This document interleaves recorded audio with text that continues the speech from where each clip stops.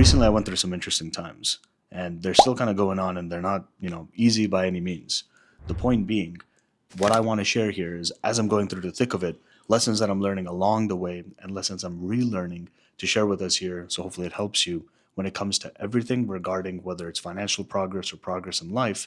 And interestingly, how confidence is the main kind of driver to kind of just keep it going.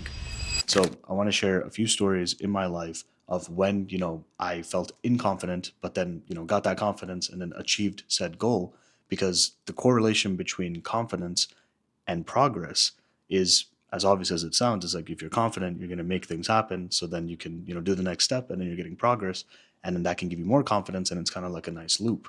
Simultaneously, there's the other concept where when you're afraid or stressed or anxious, that's where confidence can also take you out of these type of situations.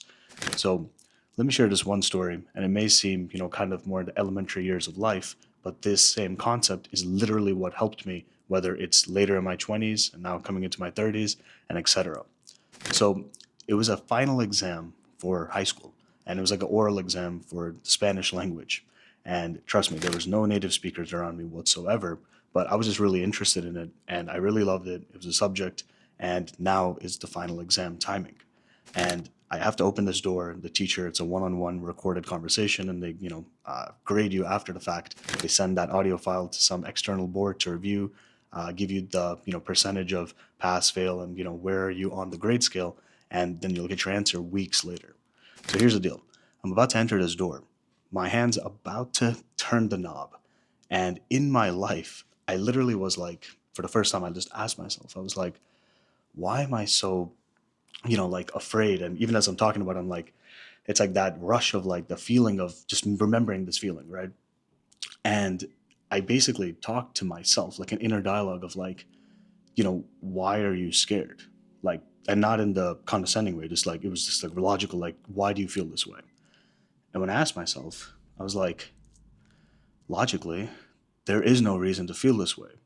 I've prepared. I like the subject. I love the subject, in fact. I put in more reps than forget about everyone else, just like in general to do well. I knew that I should be good. In other words, in that moment, I reestablished the fact of I should be confident. There's no reason for me to be scared. And when you're confident, the way your brain just laser focuses, it knows what's up, whether it's a brain and the neural pathways being super optimized because they've done this action before, it was just like streamlined. Just like, time flies by because it's like a secondary action. The point is, it was Nike's logo, just do it. I basically told myself, all right, well, there's no reason to be scared. If anything, it's the inverse. I can be so confident because I can back it because I have that much just backing in terms of foundational work that I did progress, practice as well, and proper practice, not just, half-assing it, right? And I just told myself, all right, Nike, just do it. Open the room, full confidence, brain is on, laser focus, smash it. I did a great job, basically, and I did a phenomenal job, if anything. That was the first experience. Then, later in life, there's infinity experiences like this. But the framework was every time I felt kind of, apprehensive, scared, not as confident, what have us, right? I think you get the point. It's asking yourself, do you, reasonably, rationally, deserve to feel like this? Which, in other words, if you're underprepared, didn't prepare, just show up expecting, God given results and like everything is great, like that's awesome. But deep in your heart, like if you didn't prepare for it, if you didn't practice, how can you be confident in achieving what's in front of you? Do you know like what's going on? What is the scope? What needs to happen next? What if this happens? What's kind of edge case? What could show up? What could pop up? All those things, right? So the point of this story is in finances or in general life, like anything, right? Confidence and fear, like if you're fearful, but if you're confident about, hey, there is no boogeyman that exists in the closet, somewhere in your room, right? Or there's no monster under the bed. If your confidence not there, then you can just quickly look there and like, okay, it's not there. But if you live in fear, if you live in basically, just being scared all the time, you're not able to take that next step. You're almost in limbo and standstill. So in other words, confidence gives you not just, the way to progress forward, but you also need to be confident in the decision that you're taking. This means you're giving yourself the authority to take action. And with action comes basically the first kind of move. And then you have the momentum to keep on taking the next action, the next action, the next action. In other words, your confidence allowed you to take the first action. Then that same confidence was that snowball's kind of avalanche effect of then taking this consecutive action, the consecutive one, because you have the confidence of, hey, I did the first thing, so I can do it again and, iterate or do a different type of move. And so the point is, you're taking action and then you're motivated to take more action because it's like momentum. And as you're basically motivated to take more action, along the way, you also may get inspired. And that inspiration is what allows you to take more action. So it's like you're taking action and you're getting inspired by the same action you took, then you're motivated to like do more. So the whole point being is that it's like circular momentum, almost like a downward spiral, where if it's a negative feedback loop, you're going to sink deeper, deeper, deeper, deeper, deeper. So the question I have for you is think about where you are right now. Like, do you feel that, hey, it's a negative thing, like I can't do this because of this reason, and because of that reason, I'm not able to do something else, and I'm not able to do this, then I can't go to the next step.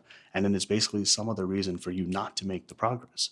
But the confidence in this whole situation that you may be in or I may be in is really taking a step back and looking at it like, hey, have I done this before? Have I achieved anything similar to it, right? If you have, then there's something for you to start off with.